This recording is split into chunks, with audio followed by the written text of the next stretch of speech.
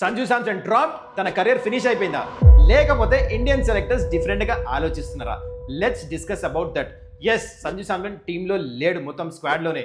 India versus Zimbabwe సిరీస్కి అయితే India T20 squad announce చేశారో దాంట్లో లేడు. అది చూడంగానే it is very natural to feel సంజుకి ఇంజస్టిస్ జరుగుతుంది, తనతోనే ఎందుకు జరుగుతుంది, తను ఎందుకు స్క్వాడ్లో లేడు, వేరే ప్లేయర్స్ కూడా ఉన్నారని చెప్పేసి it is very natural to think like that. కానీ ఒక్కసారి ఇంకో పక్క నుంచి ఆలోచించి చూడండి, ఇండియన్ మేనేజ్మెంట్ అండ్ సెలెక్టర్స్ ఏం చేస్తుండొచ్చు అని చెప్పేసి. Yes, Sanju is not part of the squad, but not only Sanju, దాంతో పాటు 7 players along with Sanju. Arshdeep లేడు, అక్షర్ పటేల్ లేడు, వాషింగ్టన్ సుందర్ లేడు, ఎస్ సంజు కూడా లేడు. యంగ్స్టర్కి జింబాబ్వే సిరీస్ ఛాన్స్ ఇస్తున్నారు. Come on, it is Zimbabwe series. Sanju అక్కడికి వెళ్ళి ఏం ప్రూవ్ చేస్తాడు చెప్పండి?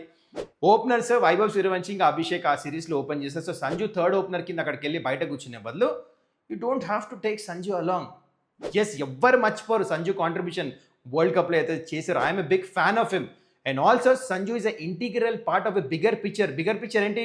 ఇండియా ఏషియా గేమ్స్ ఆడబోతుంది జపాన్లో, అది జరుగుతుంది సెప్టెంబర్లో.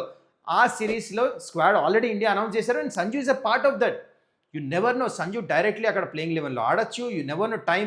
చూడండి, వరల్డ్ కప్లో ఇట్లానే సంజు ప్లేయింగ్ లెవెన్లో లేడు, అండ్ దాని తర్వాత వచ్చాడా, పర్ఫార్మెన్స్ చేశాడా, ప్లేయర్ ఆఫ్ ద టోర్నమెంట్ వచ్చిందా? So this is not end of Sanju Samson.